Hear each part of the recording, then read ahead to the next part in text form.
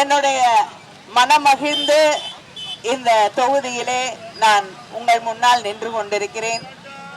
Captain அவர் நின்று வெற்றி பெற்ற அந்த தொகுதியிலே அவருடைய துணைவியார் நம்முடைய பிரேமலதா அவர்கள் இன்று உங்களுடைய ஆதரவை கேட்டு நம்முடைய வேட்பாளராக நிறுத்தப்பட்டிருக்கிறார்கள். உங்கள் அத்தனை பேருக்கும் நம்முடைய சகோதரி பிரேமலதா அவர்களை பற்றி நன்றாக தெரியும். எப்பொழுதுமே ஒரு தைரியமாக இருக்கக்கூடிய பெண்மணி. கேப்டன் எப்படி எது வந்தாலும் எதிர்கொள்ளக்கூடிய ஒரு தலைவராக, எதற்குமே பயப்படாத ஒரு மனிதராக, அதே நேரத்திலே தன் வாழ்நாள் முழுவதும் ஒரு எளிமையான மனிதராக, மக்களோடு மக்களாக இருக்கக்கூடிய ஒரு மகத்தான மனிதனாக அவர் வாழ்ந்தாரோ, அதே தைரியத்தோடு எந்த கருத்தாக இருந்தாலும் தைரியமாக எடுத்து சொல்லக்கூடிய ஒருவராக நம்முடைய சகோதரி பிரேமலதா அவர்கள் இருக்கிறார்கள். என்னுடைய நீண்ட நாள் தோழி, என் குடும்பத்திலே ஒருவர் என்று நான் சொல்லக்கூடிய ஒரு சகோதரி, அவருக்காக வந்து வாக்கு கேட்கக்கூடிய இந்த வாய்ப்பு எனக்கு கிடைத்ததை எண்ணி நிச்சயமாக பெரிய மகிழ்ச்சி அடைகிறேன். உங்களுக்காக தொடர்ந்து மக்களுக்காக பேசக்கூடிய பிரேமலதா அவர்கள் உங்களுக்காக பேசக்கூடியவர். உங்களுக்காக நீங்கள் கூப்பிட்ட குரலுக்கு கேப்டன் அவர்கள் ஓடோடி வருவதை போல உங்களுக்காக ஓடோடி வந்து உங்களுக்கு என்ன தேவை என்பதை நிறைவேற்றி தரக்கூடியவர். நம்முடைய முதலமைச்சர் அண்ணன் தளபதி அவர்கள் அவரையும் ஒரு சகோதரியாக உங்களுக்கு என்ன தேவை என்பதை நிறைவேற்றி தரக்கூடியவர். நம்முடைய முதலமைச்சர் அண்ணன் தளபதி அவர்கள் அவரையும் ஒரு சகோதரியாக கருதக்கூடியவர். அதனால இனிமேல உங்க தொகுதிக்கு என்ன வேணும்னாலும் நம்முடைய முதலமைச்சருடைய சகோதரி, இன்னொரு சகோதரி இங்கே நிற்கிறார்கள். உங்களுக்கு என்ன வேணும் என்றாலும் அவர்களால் அதை செய்து தருவார்கள் என்ற அந்த நம்பிக்கையோடு நீங்கள் அவர்களுக்கு வாக்களிக்க வேண்டும் என்று உங்களை எல்லாம் நான் வேண்டி கேட்டுக்கொள்கிறேன்.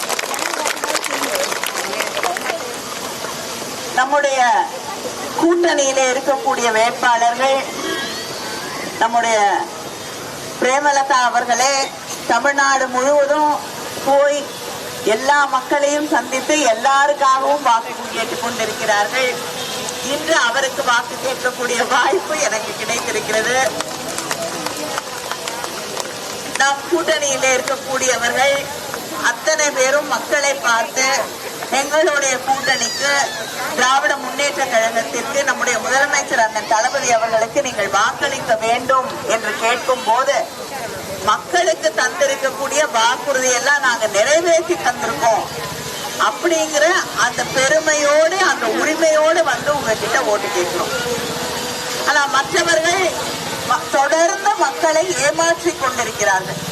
மணிக்கு என்ன சொல்லுவாரு, எதிர்கட்சிகள் எல்லாம் பெண்களுக்கு இடஒதுக்கீடு கொடுக்கலான்னு இருந்தோம், நாடாளுமன்றத்துல இடஒதுக்கீடு, சட்டமன்றத்துல இடஒதுக்கீடு கொடுக்கலான்னு இருந்தோம், எதிர்கட்சி எல்லாம் சேர்ந்து அதை நிறுத்திட்டாங்கன்னு வாங்க. ஆனா அதை விட பெரிய பொய், அவங்க நிறைய பொய் சொல்லுவாங்க. அந்த பொய்யெல்லாம் கேட்டு கேட்டுதான் இதுக்கு மேல கேட்க முடியாதுன்னு தான் நம்ம சகோதரி அங்கிருந்து போதும் விட்டா போதும் வெளியில வந்து நம்மோடு கைகோர்த்து கொண்டு இந்த மேடையில நின்று கொண்டிருக்கிறார்கள். அதனால உங்களுக்கு தெளிவாக தெரியும், நிறைய பொய் சொல்லுவாங்க. அப்படி பொய் சொல்லக்கூடியவர்கள் நேத்து என்ன நடந்ததுன்னா, பெண்களுக்கான மசோதா இடஒதுக்கீட கொண்டு வரேன்னாங்க, நாடாளுமன்றத்தை கூட்டுகிறேன் என்றார்கள். நாடாளுமன்றத்துல பெண்களுக்கான ஒதுக்கீட கொண்டு வரல, அதோட எதை சேர்த்து கொண்டு வராங்க, தொகுதி மறுசீரமைப்பு. தொகுதி மறுசீரமைப்புனா இந்த தொகுதியை மாத்தி இந்த தொகுதியா கொண்டு வரதில்லை, தமிழ்நாட்டில் இருக்கக்கூடிய தொகுதிகளோட எண்ணிக்கையை மற்ற மாநிலங்களில் இருக்கக்கூடிய தொகுதிகளோட எண்ணிக்கையை மாத்துறது. தமிழ்நாட்டில் என்ன நடந்தது? எல்லாருக்கும் இப்ப பொதுவா கேட்டீங்கன்னா வீட்டுல எத்தனை குழந்தைன்னா ஒரு குழந்தை 2 குழந்தைன்னு வாங்க இல்லையா? 10 15 எல்லாம் இப்ப யாரும் சொல்றது இல்ல தமிழ்நாட்டுல. ஏன்னா நம்ம பிள்ளைங்க படிக்கணும், நல்லா இருக்கணும் அப்படிங்கிறதுக்காக நம்ம 2 குழந்தையோட நிறுத்திக்க ஆரம்பிச்சிட்டோம். ஆனா வட மாநிலங்கள்ல யாரும் செய்யறது இல்ல. அதனாலதான் இங்க நிறைய பேர் வேலைக்கும் வராங்க. ஏன்னா அங்க வேலை வாய்ப்புகள் இல்லை, படிக்கிறதுக்கான வாய்ப்புகள் இல்லை, இங்க வராங்க. அங்கே இருக்கக்கூடிய சூழல் என்னன்னா ஜனத்தொகை ஜாஸ்தி ஆயிடுச்சு. அதனால அங்க இருக்கக்கூடிய மக்கள் தொகையும் தமிழ்நாட்டுல இருக்கக்கூடிய மக்கள் தொகை, கேரளா இருக்கக்கூடிய மக்கள் தொகையெல்லாம் வச்சு கணக்கு பார்த்தா இன்னைக்கு தமிழ்நாட்டுல 39 எம்பி இருக்கும். அங்க 60 எம்பி 70 எம்பி ஒரு மாநிலத்துல இருக்காங்கன்னா நம்ம மக்கள் தொகையை வச்சு கணக்கு பார்த்தா நமக்கு குறையும். 32 எம்பி ஆயிருதுன்னு வச்சுக்கோங்க. அவங்களுக்கு இருக்கிற எம்பி 80ல இருந்தோ 60ல இருந்தோ அதிகமாகும், 120 கூட ஆகலாம். அப்படி இருக்கக்கூடிய ஒரு சூழல்ல ஏன் நாம் இதை ஏற்றுக்கொள்ள வேண்டும்? தமிழ்நாட்டுல ஜனத்தொகையை குறைத்தால் நாட்டுக்கு நல்லதுன்னு சொன்னாங்க. நம்ம அதை நம்பி குறைச்சோம். வீட்டுக்கு நல்லது, நம்ம பிள்ளைங்க நல்லா இருப்பாங்கன்னு குறைச்சோம். அவர்கள் அதை செய்யவில்லை. நல்ல அரசாங்கம் அங்கே இல்லை. அதனால மக்கள் தொகை அதிகமா இருக்கு, மக்கள் கஷ்டப்படுறாங்க. ஆனா அதுக்கு நல்ல அரசாங்கத்தை நடத்தியதுக்கு ஒரு பிள்ளை நல்லா படிச்சா என்ன நல்ல மார்க் கொடுப்பாங்களா? பரீட்சையில் நல்லா எழுதினா என்ன நல்ல மார்க் தானே கொடுக்கணும்? இவங்க நல்லா எழுதி இருக்கிற பிள்ளைக்கு ஃபெயில் மார்க் கொடுக்கறாங்க, நமக்கு குறைக்கிறாங்க. தொகுதியை குறைச்சிட்டு சரியா எழுதாத பிள்ளைங்களுக்கு அதிக மார்க்க கொடுத்து தமிழ்நாட்டில் இருக்கக்கூடிய 39 எம்பியை குறைப்போம். திடீர்னு வந்து என்ன சொல்றாங்க, உள்துறை அமைச்சர் எல்லாருக்கும் ஏத்துவோம். அப்படி ஏத்தினாலும் தமிழ்நாடு பாதிக்கப்படும். அவங்க எந்த மசோதாவை வேணாலும் கொண்டு வர முடியும். நம்ம என்ன தமிழ்நாட்டுல சொல்றோம்னா, இருக்கிறதுல எங்களுக்கு கொடுங்க. 543 இடம் இருக்குல்ல, அதுல பெண்களுக்கு இடஒதுக்கீடு கொடுங்க. நீங்க இதை பெருசு பண்ணி 850 மாத்தி அதுக்கப்புறம் இடஒதுக்கீடு கொண்டு வரது என்பது மக்களை ஏமாற்றுவது, தமிழ்நாட்டு உரிமைகளை பறிப்பது. அதனாலதான் நம்முடைய முதலமைச்சர் அவர்கள் மசோதா கொண்டு வந்த நாள்ல எல்லாரையும் கருப்பு கொடி ஏற்ற சொன்னாங்க. ஏன்னா தமிழ்நாடு உரிமைகள் பறிக்கப்படுகிறது. நேற்று நம்முடைய இந்த நாட்டில் இருக்கக்கூடிய அத்தனை எதிர்கட்சிகளும் இணைந்து ஒன்றாக நின்று மோடியுடைய பில்ல மசோதாவை நேற்று நாடாளுமன்றத்திலே தோற்கடித்திருக்கிறோம். இனிமேல அவங்களுக்கு வரக்கூடிய தோல்விகளுடைய முதல் கட்டம் இதுதான். முதல் தோல்வி இல்லையா? இனிமேல அதேதான் வரப்போகுது. அடுத்து இந்த தேர்தல்ல தமிழ்நாட்டுல பார்க்க போறாங்க. தமிழ்நாட்டுல இது வரைக்கும் வெற்றி வாய்ப்பு இல்லை, இனிமேலையும் இல்லை. அதுக்கப்புறம் நாடு முழுவதும் தோல்விதான் தொடரும். ஆனா தமிழ்நாட்டுக்கு தென் மாநிலங்களுடைய உரிமைகளை பறிக்க நினைத்தவர்களுக்கு நேற்று நாம் நாடாளுமன்றத்திலே சரியான பாடத்தை சொல்லி தந்திருக்கிறோம். அதுவும் என்ன, பெண்களுக்கு இடஒதுக்கீடு கொடுக்கிறேன்னு சொல்லிட்டு பெண்களுக்கு பின்னாடி மறைஞ்சு தமிழ்நாட்டுடைய உரிமைகளை பறிக்க நினைத்தார்கள். 2 கண் இருக்கு, அதுல ஒரு கண்ணுக்கு கண்ணாடி போடுறேன், இன்னொரு கண்ணை குத்திடுறேன்னு சொன்னா எப்படி ஏத்துக்க முடியும்? பெண்களுக்கும் இடஒதுக்கீடு வேணும், தமிழ்நாட்டுக்கும் உரிமை வேணும். அதனால இருக்கிறதுல இடம் கொடுன்னு கேட்டோம், கொடுக்கவில்லை. அவர்களுக்கு சரியான பாடத்தை நாம் சொல்லி தந்திருக்கிறோம். இந்த தேர்தலையும் மீண்டும் அவர்களுக்கு நாம் சரியான பாடத்தை சொல்லித்தர வேண்டும் என்று உங்களை எல்லாம் நான் வேண்டி கேட்டுக்கொள்கிறேன். எதிர்கடியில் இருக்கக்கூடிய எடப்பாடி தமிழ்நாட்டை பத்தி கவலையே கிடையாது. அவருக்கு தன்னை காப்பாத்திக்கிட்டா போதும். மக்களை பத்தி, தமிழ்நாட்டை பத்தி, இங்க இருக்கக்கூடிய சகோதரிகளை பத்தி யார பத்தியும் கவலை இல்லை. தமிழ்நாடு உரிமைகளை விட்டு கொடுக்கணும்னா கொடுத்துருவாரு. தான் முதலமைச்சர் ஆகணும், தன் நல்ல இடத்துல இருக்கணும் அப்படின்னு அவர்களுக்கு அடிமையாகவே வாழ தயாராகி விட்டவர் தான் எடப்பாடி பழனிசாமி. இந்த தேர்தலுக்கு அப்புறம் எங்கேயாவது கவர்னர் வேலைக்கு வேணா போலாம். தமிழ்நாட்டுல அவருக்கு இடம் இல்ல.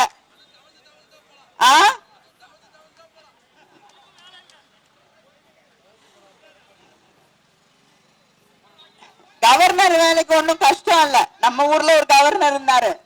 என்ன பண்ணுவாரு? சட்டமன்றத்துக்குள்ள வருவாரு, சண்டை போடுவாரு, வெளியில போயிடுவாரு. உள்ள வருவாரு, சண்டை போடுவாரு, வெளியில போயிடுவாரு. அதனால கஷ்டமான வேலை இல்ல, அது தேவையும் இல்ல. கவர்னர் வேலை தேவையில்லைன்னு ரொம்ப நாளா சொல்லிட்டு இருக்கோம் திமுக. அது என்னைக்கே அந்த கவர்னர் வேலையை வீட்டுக்கு அனுப்ப போறாங்கன்னு தெரியல. இப்படி தமிழ்நாட்டுக்கு, இந்திய மக்களுக்கு துரோகம் செய்து கொண்டிருக்கக்கூடிய, தினம் நம்மளை பார்த்து பொய் சொல்லி கொண்டிருக்கக்கூடிய ஒரு கூட்டணி எதிரணியில இருக்கு. எந்த தேர்தல் வாக்குறுதியும் நிறைவேற்றி பழக்கம் இல்ல. அதிமுக ஒரு தேர்தல் வாக்குறுதி கொடுத்தாங்க 2016. இங்க இருக்கக்கூடிய சகோதரிகள்கிட்ட கேக்குறேன், யாருக்காவது ஞாபகம் இருக்கா? 27வது பக்கத்துல குடும்ப அட்டைதாரர்களுக்கு செல்போன் கொடுக்கறேன், நாங்க கொடுக்கறேன்னு சொன்னதையே மறந்துட்டீங்க போல இருக்குல்ல. கொடுக்கறேன்னு சொன்னாங்க, யாராவது வாங்கிருக்கீங்களா?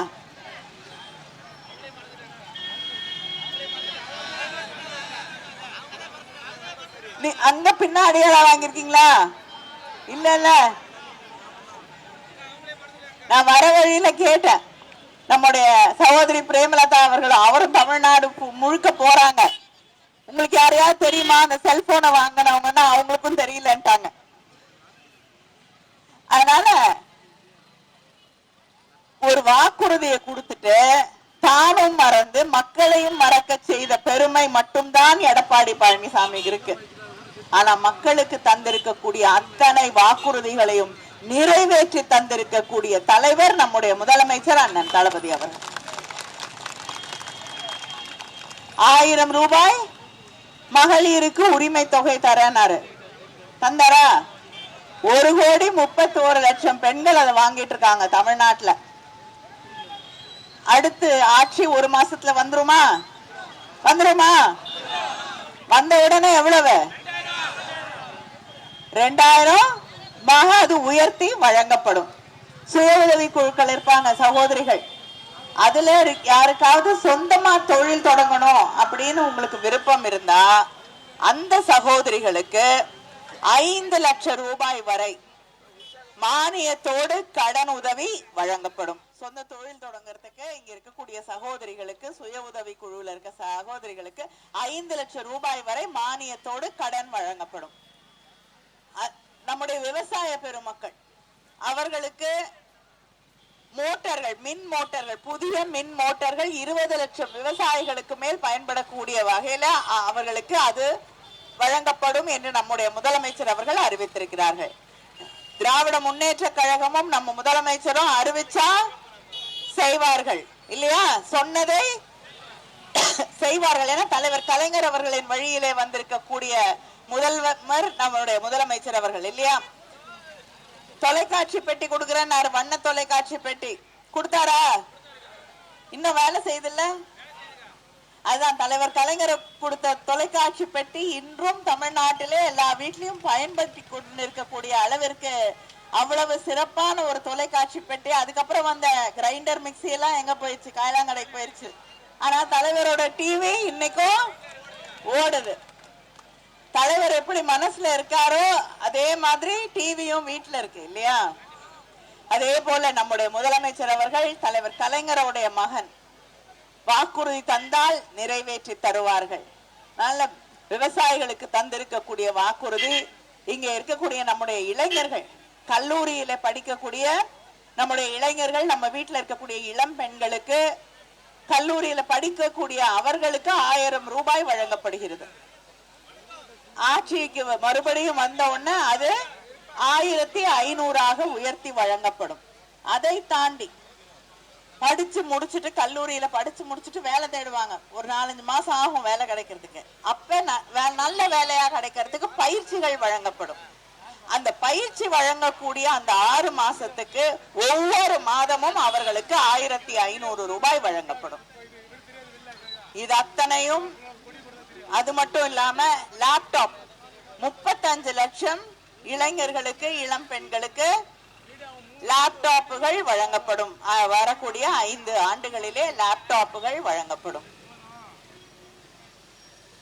அதோட சகோதரிகள் அதிகமாக எதிர்பார்த்து கொண்டிருக்கக்கூடிய ஒண்ணு என்ன? 8000 ரூபாய்க்கான கூப்பன். நம்ம ஆட்சிக்கு வந்த பிறகு உங்களுக்கு கூப்பன் கொடுப்பாங்க, அரசாங்கத்துல இருந்து கூப்பன் கொடுப்பாங்க. அந்த கூப்பனை கொண்டு போய் உங்க வீட்டுக்கு பக்கத்துல இருக்கக்கூடிய கடையில கொடுத்தீங்கன்னா உங்களுக்கு விருப்பமானவற்றை நீங்கள் வாங்கி கொள்ளலாம். நிறைய பேர் கேக்குறாங்க, ஏன் காசை நேரடியா போடல, எங்க அக்கௌண்ட்ல போடலன்னு. போட்டா என்ன ஆகும்? அக்கௌண்ட் பத்தலன்னு சொல்லி மோடி எடுத்துட்டு போயிருவார் பாதிய, இல்லையா? மீதி என்ன ஆகும்? வீட்டுல இருக்கக்கூடியவங்க இந்த செலவுக்கு வேணும் அந்த செலவுக்கு வேணும்னு சொல்லிட்டு உங்களுக்கு ஒண்ணும் வராது. அதனால ஒரு நல்ல சகோதரனாக நம்முடைய முதலமைச்சர் அவர்கள் உங்களுக்கு கூப்பன் கொடுக்கிற உங்க வேலையை எது குறைக்குமோ, உங்களுக்கு துணி துவைக்கிறது கஷ்டமா இருந்ததுன்னா வாஷிங் மெஷின் வாங்குங்க. வேற ஏதாவது வேலை உங்களுக்கு சிரமமா இருந்ததுன்னா கிரைண்டர் வாங்குங்க, மிக்சி வாங்குங்க. உங்களுக்கு எது தேவையோ அதை நீங்கள் வாங்கி கொள்ளுங்கள் என்று 8000 ரூபாய்க்கான கூப்பனை தருகிறேன் என்று சொல்லி, நான் கொடுக்கறது தான் நீங்க வாங்கணும்னு சொல்லல முதலமைச்சர். உங்களுக்கு என்ன பிடிக்குமோ வாங்கிக்கோங்க என்று சொல்லி இருக்கக்கூடிய முதலமைச்சர் நம்முடைய முதலமைச்சர் அண்ணன் தளபதி அவர்கள். காலை உணவு திட்டம் தேர்தல் அறிக்கையில சொல்லல, ஆனா காலை உணவு திட்டம் அதை கொண்டு வந்தது நம்முடைய முதலமைச்சர். நம்ம பிள்ளைங்க பசியோடு மத்தியானம் வரைக்கும் காத்திருக்க கூடாதுங்கிறதுக்காக. நீங்களும் வேலைக்கு போற டென்ஷன்ல பிள்ளை சாப்பிட்டுச்சா இல்லையான்னு தவிக்க கூடாது, ரெண்டுக்காகவும் சேர்த்துதான் அந்த காலை உணவு திட்டத்தை முதலமைச்சர் கொண்டு வந்தார். இப்ப 5வது வகுப்பு படிக்கக்கூடிய பிள்ளைகளுக்கு வரை அது பயன்படுகிறது. ஆட்சிக்கு வந்தவுடன் 8வது வகுப்பு வரை இருக்கக்கூடிய பிள்ளைகளுக்கு அந்த காலை உணவு திட்டம் விரிவுபடுத்தி வழங்கப்படும். இதையெல்லாம் செய்வதற்கு எங்களுக்கு நீங்கள் ஒரு வாய்ப்பை மீண்டும் வழங்க வேண்டும். இந்த பகுதியில் இருக்கக்கூடிய மக்களுக்காக விருதாச்சலம் தொகுதியிலே நம்முடைய முதலமைச்சர் அவர்கள் பெரியார் நகர் முதல் புதுக்கூரைப்பேட்டை வரை போக்குவரத்து நெரிசலை குறைக்கும் வகையில 15 கோடி மதிப்பில் மேம்பாலம் அமைத்து தந்திருக்கிறார்கள். மணவாளநல்லூர் மணிமுத்தாரின் குறுக்கே 25 கோடி செலவுல தடுப்பணை கட்டப்பட்டுள்ளது. 5 கோடியில அரசு மருத்துவமனை புதிய கட்டடம் கட்டித்தரப்பட்டுள்ளது. கடலூர் விருதாச்சலம் சேலம் 4 வழி தேசிய நெடுஞ்சாலை பணிகள் நடைபெற்று வருகின்றன. அடுத்த முறை ஆட்சிக்கு வந்தவுடன் விருதாச்சலம் பகுதியில புதிய பேருந்து நிலையம் அமைக்கப்படும். ராஜேந்திரபட்டினம் சோழதரம் சாலை 4 வழி சாலையாக விரிவுபடுத்தப்படும். விருதாச்சலத்துல பீங்கான் தொழில் வளர்ச்சிக்காக ஒரு பொது வசதி மையம் அமைக்கப்படும். இதையெல்லாம் செய்து தருவதற்கு எங்களுக்கு மீண்டும் ஒரு வாய்ப்பை நீங்கள் வழங்க வேண்டும். இங்க இருக்கக்கூடிய சகோதரிகளுக்கு உண்மையிலேயே உரிமைகளை வழங்குவதற்கு, இங்க இருக்கக்கூடிய சகோதரிகள் அவர்களுடைய எதிர்காலம் இன்னும் சிறப்பாக இருப்பதற்கு, நம்முடைய பிள்ளைகள் அவர்களுடைய எதிர்காலம் சிறப்பாக இருப்பதற்கு, தமிழ்நாட்டுடைய மாநில உரிமைகளுக்காக போராடுவதற்கு, தமிழ் என்ற நம்முடைய உயிர் போன்ற மொழியை பாதுகாப்பதற்கு, நம்முடைய பிள்ளைகளுடைய எதிர்காலத்தை பாதுகாப்பதற்கு நாம் நம்முடைய முதலமைச்சர் அவர்களுடைய கரங்களை பலப்படுத்துவதற்கு நம்முடைய சகோதரி பிரேமலதா விஜயகாந்த் அவர்களுக்கு முரசு சின்னத்திலே வாக்களித்து அவரை வெற்றி பெற செய்ய வேண்டும் வேண்டும் வேண்டும் என்று உங்களை எல்லாம் வேண்டி கேட்டுக்கொள்கிறேன். உங்களுடைய வேட்பாளர், உங்களுக்காக வாதாடக்கூடிய வேட்பாளர் எந்த தருணத்திலும் உங்களுக்காக பேசக்கூடிய